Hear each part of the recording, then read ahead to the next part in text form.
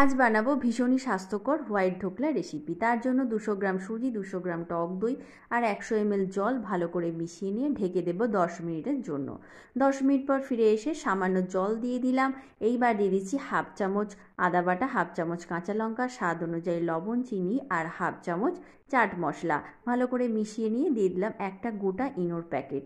ভালো করে নাড়াচাড়া করে মিশিয়ে নিলাম। এইবার একটা কেক মোল্ডকে আগে থেকে তেল লাগিয়ে রেখেছিলাম, এটা কেক মোল্ডের মধ্যে আস্তে আস্তে ঢেলে দিলাম। গ্যাসের ওপর একটা কড়াই বসিয়ে দিয়েছিলাম, কড়াইয়ে জলটা গরম হয়ে গেছে। এবার কেক মোল্ডটা দিয়ে ঢেকে দেবো 20 মিনিটের জন্য।